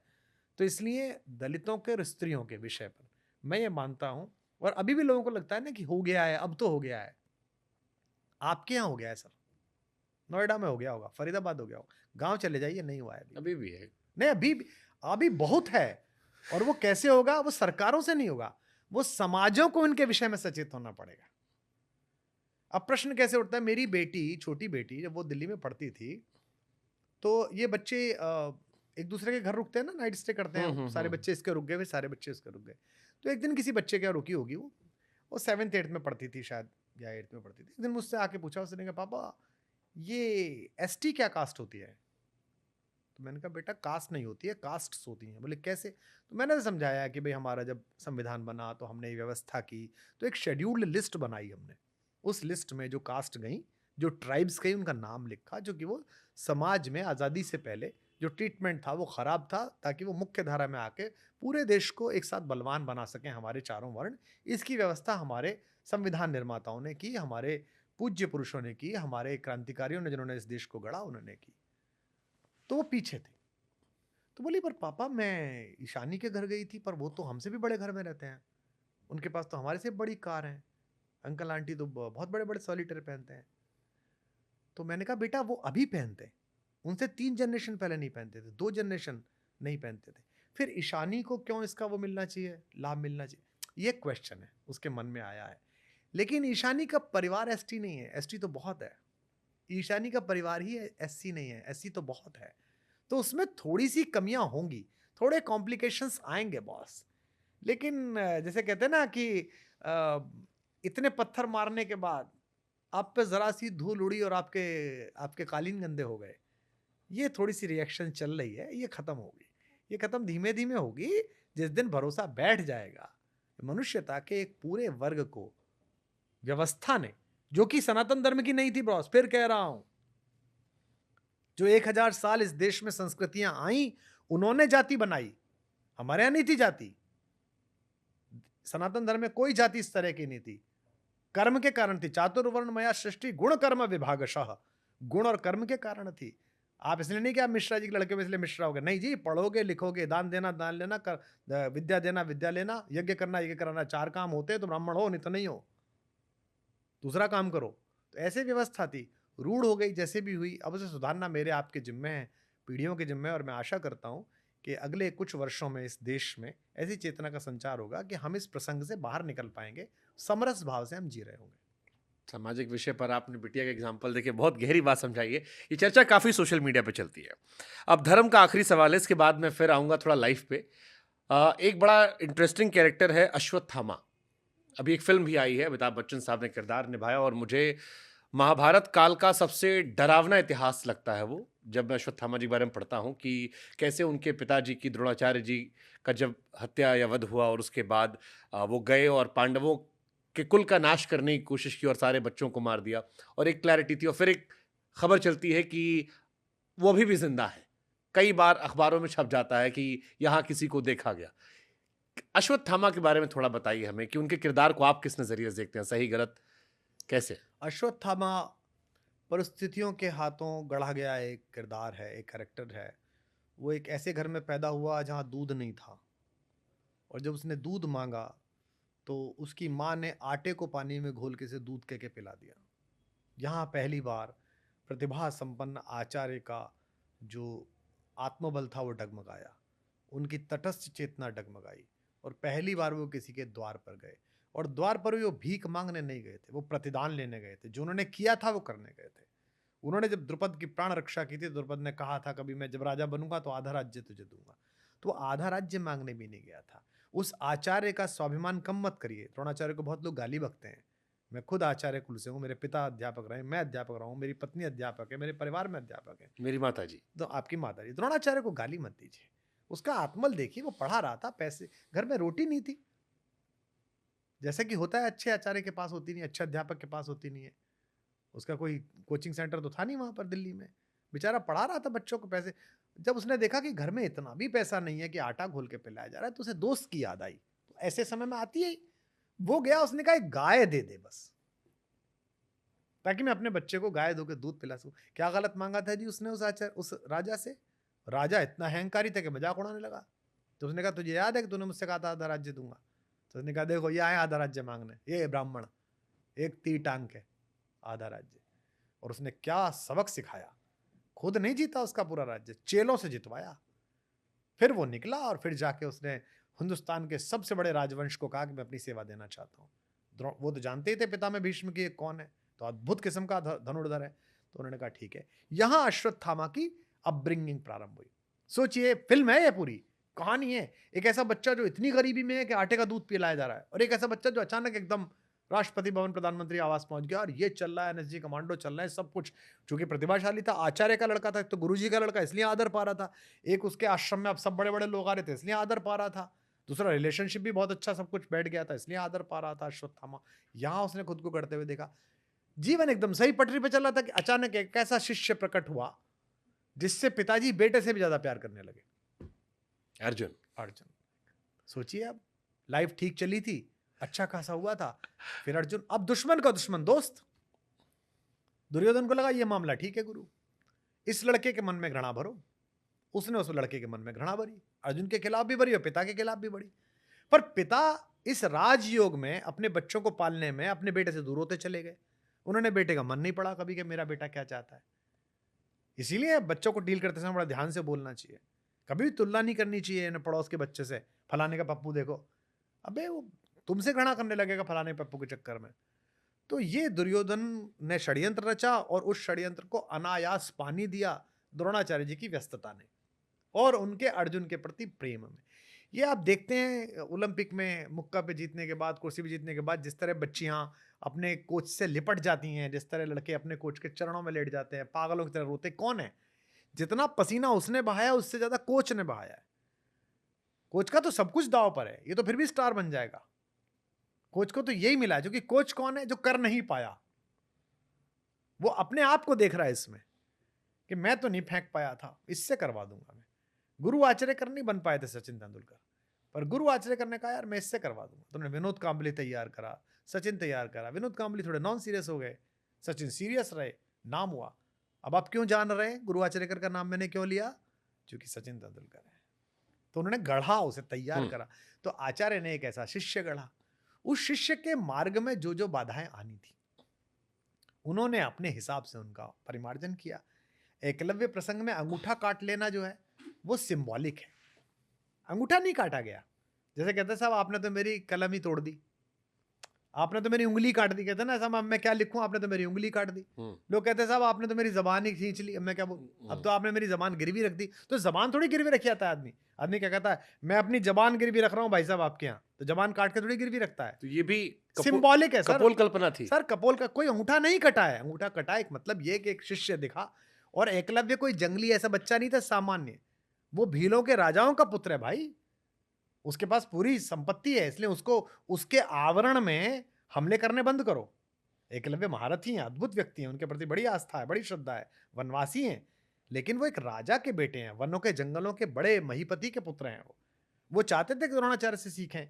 द्रोणाचार्य चाहते थे कि मेरा शिष्य नंबर 1 रहे। द्रोणाचार्य ने कहा कि ठीक है, अगर मेरे को गुरु मानते हो तो गुरु दक्षिणा दो। तो बोले क्या गुरु दक्षिणा दो? बोले आज के बाद धनुष नहीं चलाओगे। अंगूठा कट गया मतलब। ये गलत है, द्रोणाचार्य की ओर से गलती है, अध्यापक की ओर से गलती है। लेकिन ये आप पीछे जाइए, एक ऐसा वंचित अध्यापक जिसने अहंकार सहा है, उसे सिर्फ ये था मेरे शिष्य तैयार हो जाए। जिस दिन शिष्य तैयार हुए 105 शिष्य, और जब कन्वोकेशन हुआ और कन्वोकेशन के बाद चरणों में गए, गुरुदेव आपको गुरु दक्षिणा क्या चाहिए? उसने कहा कुछ नहीं चाहिए। द्रुपद को हरा सकते हो क्या? उसने कहा हाँ हरा लाएंगे। गए, रात भर में द्रुपद हरा दिया, बंदी बांध के चरणों में लाया। ये रहा, तो याद है कि तूने मुझे आधा राज्य दिया था? तो बोले हाँ, बस वही वाला तुझे लौटा रहा हूँ। मेरे पास पूरा राज्य है तेरा, पर मैं मित्र हूँ, आधा राज्य तुझे दे रहा हूँ। आधा उसे दिया, आधा अश्वत्थामा को दिया। यहां से अश्वत्थामा घड़ता है। फिर अश्वत्थामा प्रतिहिंसा में पागल हो गया। उसके पिता का वध भी अनैतिक था। अश्वत्थामा मृत नरोवा कुंजरोवा। देखिए नीति की व्याख्या कैसी है, अनैतिकता शुरू किसने की? हमको आज लोग बता रहे हैं कि साहब वो यूक्रेन में बच्चे मर गए, हाय ओहो हो। हमारे घर में बहस चल रही, गाजा में बच्चे मर गए। मुझे बहुत दुख है गाजा के बच्चों का। बच्चा तो किसी का नहीं मरना चाहिए, पशु का भी नहीं मरना चाहिए, मनुष्य का तो बिल्कुल ही मरना चाहिए। मनुष्यता किस बात की बची? लेकिन जिस दिन इजराइल में संगीत के समारोह में आई हुई परदेसी बच्चियों को उठा के जीप पे नंगा लिटा के गाजा पट्टी में जुलूस निकाला था और चारों तरफ महिलाएं ताली बजा रही थी, जिस दिन उसी घटना के समर्थन में राफेल गार्ड स्क्वायर पर लंदन में हजारों औरतें तालियां बजा के गाली बक रही थी कि बहुत अच्छा हुआ, बहुत अच्छा मारा इजराइल को। अगर उस दिन लोगों ने रुदन किया होता ना बुरके पहन के, तो आज गाजा पर भी पूरा विश्व कह रहा होता गलत हो रहा है। अब भी कह रहे हैं लोग गलत हो रहा है, गलत नहीं होना चाहिए, प्रतिक्रिया भी गलत है। बच्चे तो किसी में, पर आप बच्चों का इस्तेमाल करेंगे, अस्पतालों का इस्तेमाल करेंगे। आपको पानी पहुंचाने के लिए मेरे टैक्स के पैसे से जो पाइप दिया गए थे उसमें बारूद भर के आप मिसाइल बनाएंगे, फिर कहेंगे नहीं नहीं बच्चे हैं सब इन्हें मत मारो, औरतें इन्हें मत मारो। गुजरात के एक बदतमीज शासक ने मेवाड़ के एक राजा के गौ प्रेम को देखते हुए अपनी तोपों के आगे गाय लगा दी 1000। तीर चले ही नहीं, भाले चले ही नहीं, और जब गाय उनके यहां घुस गई तब भाले चला दिए, तीर चला दिए। अब बताओ क्या बचाना था साहब, गाय बचाते कि राष्ट्र बचाते? ये रणनीति बहुत पहले से चलती है, ये छद्म बहुत पहले से चलता आया है कि अपने कुकर्मों के आगे करुणा लिटा लो, अपने कुकर्मों के आगे मनुष्यता लिटा लो, चाहे कर्ण करे चाहे वो आतंकवादी करें, ये सब नहीं चलेगा। हत्या तो दोनों तरफ ही अपराध है, इधर उधर निरपराध की हत्या। इस्लाम में मोहम्मद साहब ने क्या कहा सल्लल्लाहु अलैहि वसल्लम, हुजूर कहते हैं एक निरपराध मासूम की हत्या, व्यक्ति की हत्या नहीं है, इंसानियत का कत्ल है। सो इसीलिए वो गलत हुआ, पर वो अनीति चल रही थी और उसी से वो हो सकता था। और उन्होंने खुद ने ही बताया था कि मैं कैसे मर सकता हूं, जब अर्जुन उनसे पास पहुंचा था कि आप जब तक लड़ोगे मैं कैसे जीतूंगा, आप कैसे युद्ध छोड़ सकते हो। उन्होंने कहा मैं तो नहीं छोड़ सकता, मेरे बेटा जब मर गया अगर मुझे उसकी सूचना की तो मैं छोड़ दूंगा। उसके काठ निकाल ली गई। जब बोला युधिष्ठिर नरो वा कुंजरो वा, तब तक शंख बजा दिया गया। तो अश्वत्थामा एक कॉम्प्लेक्स करेक्टर है, समय का मारा हुआ है, परिस्थितियों का मारा हुआ है। जीवित है। मैं तो इन बातों पे ज्यादा सोचता नहीं हूँ, जीवित है, मुझे मिला नहीं तो मैं कैसे कहूँ। जिन्ना ने माउंटबेटन से ये कहा कि अगर आपको हिंदुओं की बात करनी है तो सावरकर से बात कीजिए, सावरकर रिप्रेजेंट करते हैं। Don't talk to Gandhi Nehru, they don't represent Hindus. आज के दौर में कई लोग कहते हैं कि हिंदू ही हिंदू सबसे बड़ा खतरा है, बाकी नहीं है, अपने ही खतरे हैं। एक चर्चा चलती है हिंदू खतरे में, कई लोग रोज सुबह ट्विटर पर उठ के डाल देते हैं हिंदुओं को जगाने आए हैं। डू यू बिलीव हिंदुओं पे खतरा है, या हिंदुओं को लेकर लोग वैसे वोकल नहीं होते? क्योंकि आपने भी बीच में बांग्लादेश का कई बार जिक्र किया कि जब बाकी जगह होता है तो सब एक साथ आते हैं। इंडिया में भी आपने देखा होगा, एक बॉक्सर भी थी, मुस्लिम थी, महिला पुरुष होने पर विवाद था, कम्युनिटी ने सपोर्ट किया। हमारे आंख से चलता है कि हिंदुओं का खतरा है, हिंदू यूनाइटेड नहीं होता। आपको लगता है खतरा वतरा कुछ है, या यही खूबसूरती है जो आपने कभी किचन में काम किया है? हाँ चाय किस में बनती है? फ्राई पैन में। हाँ। और दूध किस में गर्म होता है? बड़े पतीले में। दूध में बहुत देर लगती है, खड़ा रहना पड़ता है, हो रहा है गर्म, हो रहा है गर्म। और चाय यूं लगाई, 2-3 बात सुनी, इधर उधर गए, तब तक तो फुर फुर फुर फुर होने लगता है। तो हिंदू तो बड़ा पतीला है, बहुत देर में गर्म होता है, बहुत देर में उफान आता है इसमें। बड़ा विचार है, पुराना है, खूब सारे लोग हैं, 200 करोड़ लोग पूरी दुनिया में हैं, बात फैलते में देर लगती है। बाकियों में तुरंत चेतना आ जाती है, तुरंत बात आ जाती है। तो उस प्रतिक्रिया को इधर रिफ्लेक्ट करने की खूबसूरत एग्जांपल दिया आपने। हाँ, इधर छटपटा लेना बहुत बेकार की बात है कि साहब ऐसा नहीं हुआ। और दूसरा, आत्म परिशोधन से ही होगा। मैं ये नहीं कह रहा कि हिंदू वहां मारे जा रहे हैं भाई। हमने तो यहां पर भी बोला ना कि अगर आपने चूड़ी पहनाते हुए 4 लड़कों को सड़क पे थपड़िया दिया 20 लड़कों ने मिलकर, तो हमने तो उसके खिलाफ भी बोला। आपने एक साइकिल चोर को मारते समय जय श्री राम के नारे लगाए, तो सबसे पहले हमने बोला ना उसके खिलाफ। खूब गालियां पड़ी हमें। हम राम मंदिर की प्राण प्रतिष्ठा में बुलाए गए, हम ही ने बोला ना राम मंदिर के बारे में कि भाई तारीख नहीं बताएंगे, क्योंकि हमें दुख था। तुम तो बोलोगे नहीं ना, तुम तो पार्टी का कैडर हो, मंडल अध्यक्ष हो, तुम कैसे बोलोगे? तुम्हारी हिम्मत का, कल निकाल दिए जाओगे। हम खड़े हैं, हमें नहीं चाहिए तुमसे कुछ भी, तो हमने बोला हम बोलेंगे। जब आपने सरकार बनाई महबूबा मुफ्ती के साथ, तो हमने बोला कि बुआ के भतीजे अफजल गुरु पे चुप है, तब बहुत गाली पड़ी, अरे यार हमारे बारे में ऐसे कैसे। जो प्रभारी थे वहां के हमारे मित्र, उन्होंने मुझसे एक दिन कहा, अरे भाई साहब आप क्यों पीछे पड़े रहते हैं हमारे? भाई मैं ही पीछे पड़ूंगा? आप तो राष्ट्रीय महासचिव हैं, आपकी तो हिम्मत नहीं बोलने की। यार वो औरत अफजल गुरु को शहीद कह रही है और अफजल गुरु को देश हत्यारा मान रहा है, और आप चुप हो की सरकार बनानी है। फिर टूट के फिर बोले, आप भाई साहब आप बोल पाए, ठीक बोल पाए, तो हम ही बोलेंगे, इसलिए हमें मत दबाइए, हमें गाली मत दीजिए। तो मैं ये कह रहा हूं कि हिंदुत्व के लिए नहीं कह रहा, अगर अल्पसंख्यक वहां मारा जा रहा है तो लानत है यूनुस खान के नोबेल पुरस्कार पर। जो आज गए वो मंदिर जाकर उन्होंने कहा है, ये बात पहले दिन करनी चाहिए थी। इसी जामिया में भारत विभाजन के समय भीड़ लग गई गेट पर। आपको पता है ये बात? एमओ मथाई की किताब पढ़िए, my days with Nehru. Nehru को फोन आया कि जामिया पे भीड़ लग गई है, दंगाई आ गए। नेहरू जी ने पहली बार कहा, उनके पिताजी की रिवॉल्वर उनके पास थी, मोतीलाल नेहरू की। प्राइम मिनिस्टर ने चिल्ला के कहा कि मेरी रिवॉल्वर निकालो, रिवॉल्वर निकालो। फिर वो नहीं मिली, जैसा भी हुआ भागते हुए गए और गाड़ी लेके भागे। पटेल को पता चला, पटेल ने पुलिस को कहा भागो, प्राइम मिनिस्टर अकेला भाग गया। और गेट पर जीप लगा के जीप के पर खड़े होकर कहा मुझे मारो पहले। अंदर से वाइस चांसलर का फोन आया था, जिसको मारना है मुझे मारो। और भाषण दिया और भीड़ संभल गई और चली गई। यह आस्था थी। नेहरू मारे भी जा सकते थे, गणेश शंकर विद्यार्थी मारे गए थे, लेकिन नोएडा में बैठकर दोनों पक्षों के मीडिया कोऑर्डिनेटर्स से दलाली की बात करके खबर प्लेस करने वाले पत्रकार गणेश शंकर विद्यार्थी की छाया भी नहीं है। गणेश शंकर विद्यार्थी थे, हैं और रहेंगे। ऐसे ही मैं इसलिए कह रहा हूं कि जितने लोग हैं यूनाइटेड नेशंस के दरवाजे पे जाएं, 1 लाख हिंदू इकट्ठा हो गए, मुसलमान भी जाएं, सिख भी जाएं, और कहें बांग्लादेश में क्या हो रहा है। ये तो गाजियाबाद में टेंट मार रहे हैं। ये किसको मार रहे हैं? और फिर खुद व्हाट्सएप पे वीडियो भेज रहे हैं, खबर चलवा दीजिए। नहीं तो वो तो देखिए, वो तो छोटी छोटी नेतागिरी है, लोग बाग अपनी अपनी करना चाहते हैं हर घटना नहीं, पे। उसका विरोध करने पे गाली हमको ही पड़ी है। उससे क्या, अब अगर आप गालियों से चिंतित हैं, देखिए एक बात सदा ध्यान रखना, आप मुझसे छोटे हैं, अगर दोनों तरफ के जाहिल आपको गाली दे रहे हो तो रोज मिठाई खाइए शाम को, के मजा आ गया। आप सच्चे तभी हैं जब जाहिल आपको गाली दें। हमको दोनों तरफ के देते हैं, सुबह उठ कर रोज देते हैं हमें गाली, हम बड़े खुश रहते हैं क्योंकि वो जाहिल हैं, वो दोनों तरफ एकदम पागलों की तरह अटे पड़े हुए लोग हैं। तो हिंदू धर्म बड़ा है, विराट है, सहिष्णु है, पर सचेत है, और मैं नहीं मानता कि वो खतरे वतरे में है। उसे सतर्क और सचेत रहने की आवश्यकता है, और मुझे अपने धर्म का किसी दूसरे धर्म का रूपांतरण नहीं चाहिए भाई साहब। मेरा धर्म जैसा था वैसा है। जैसे किसी ने कहा था हमको कि काशी को कोटो बनाना है, कह रहे थे, हम गए थे काशी, तो मैंने कहा भाई काशी को काशी रहने दीजिए। अभी मैं ऋषिकेश में क्या आया कि ऋषिकेश को, हरिद्वार को पर्यटन केंद्र बना। भाई साहब पर्यटन के लिए मसूरी भेजो, लैंसडाउन भेजो, इसे आध्यात्मिक नगरी रहने दो। यहां आने पे आदमी के अंदर चुलबुल ना उठे कि बियर किधर है। यहाँ तो बियर की बोतल सहारनपुर से लाया हो तो ऋषिकेश में घुसते ही छूट जाए हाथ से, हरिद्वार में घुसते ही छूट जाए, और क्या अब नहीं पीऊंगा जीवन में यार। ओहो, आध्यात्मिक स्पंदन पैदा होना चाहिए इसके अंदर। तो हिंदुत्व को किसी दूसरे धर्म का प्रोटोटाइप नहीं बनना और ना बनने देना। जिनका प्रोटोटाइप बनने के लिए कह रहे हो वो तो वैसे ही फजीते में, जहां जाओ वहीं फजीता कर रखा है। हम तो कम से कम ऐसे नहीं है। आपने कभी नाम सुना हमारा बाहर विदेश में? दुनिया के देशों में आप भी गए होंगे, मैं भी 40 देशों में गया हूं, मुझे सदा तारीफ मिली है।